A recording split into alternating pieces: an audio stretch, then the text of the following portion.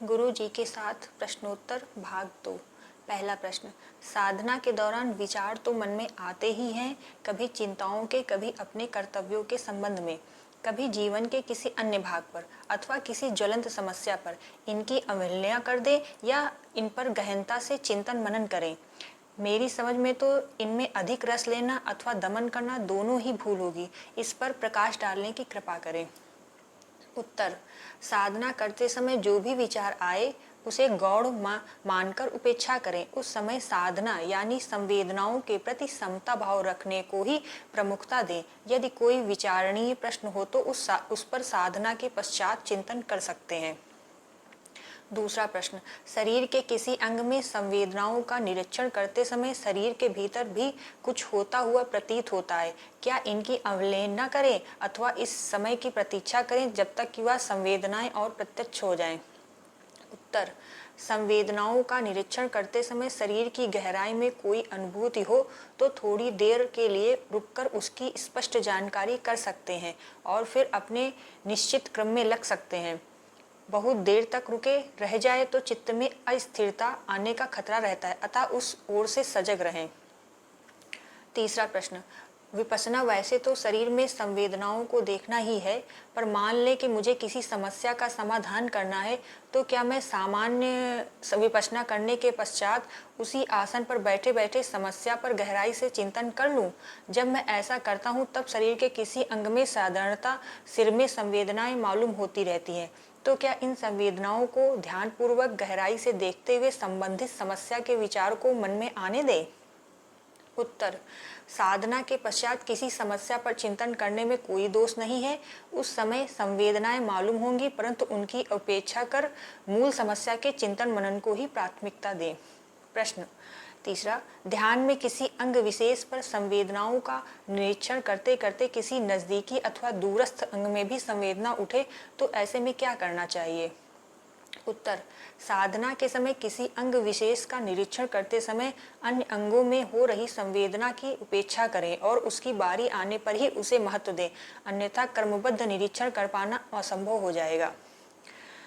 प्रश्न, कभी जीवन के किसी प्रश्न पर खुली आंखों विचार विमर्श करते समय या किसी गंभीर समस्या पर किसी की बातें सुनते समय सिर में इतनी तीव्र संवेदनाएं प्रकट होती हैं कि कभी कभी तो समस्या के स्थान पर उन्हीं पर मन खिंच जाता है। कृपया बताएं कि उस वक्त क्या करें? उत्तर, दैनिक जीवन की जिम्मेदारी का काम करते समय यदि संवेदना महसूस होने लगे तो उसकी उपेक्षा करें और सारा ध्यान काम पूरा करने में ही लगाएं। इससे कठिनाई दूर होगी और काम में सफलता मिलेगी। मन दोनों ओर रहेगा तो काम में सफलता मिलने में कठिनाई होगी। प्रश्न, मुझे शरीर के किसी छोटे से भाग पर मन एकाग्र करना अधिक आसान प्रतीत होता है, जैसे पूरे कान की बजाय कान के किसी एक भाग पर। क्या ऐसा करना ठीक है? उत्तर, सामान्यतः किसी छोटे भाग पर मन टिकाना बहुत कठिन होता है, मन ऊबने लगता है, परंतु यदि टिका सकते हैं तो बहुत अच्छी बात है, अवश्य टिकाएं। पुस्तक का नाम है विपश्यना पत्रिका संग्रह भाग 3। प्रश्न, उपवास करने से राग द्वेष कम होता है और मन पर काबू मिलता है, क्या यह सच है?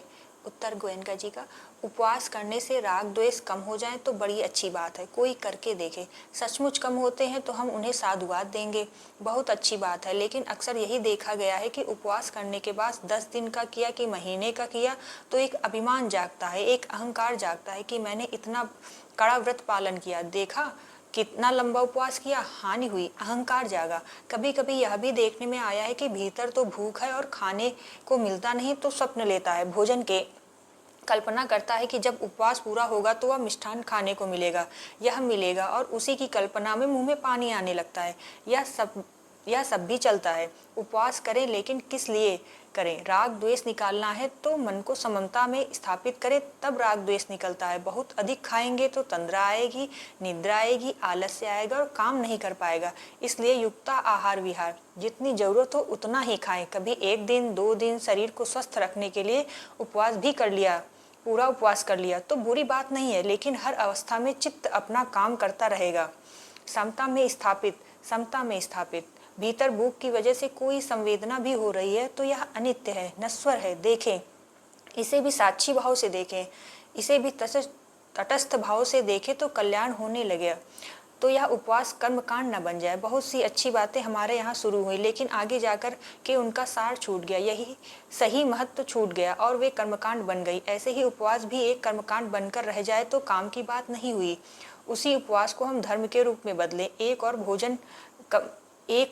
भोजन कम कर रहे हैं या एक दिन भी नहीं कर रहे हैं, फिर भी देखो चित्त को कैसे समता में रख रहे हैं। समता है तो राग निकल रहा है, द्वेष निकल रहा है। चित्त समता में रहता है तो राग निकलता है, द्वेष निकलता है। चित्त क्या कर रहा है, इस ओर ध्यान ही नहीं है।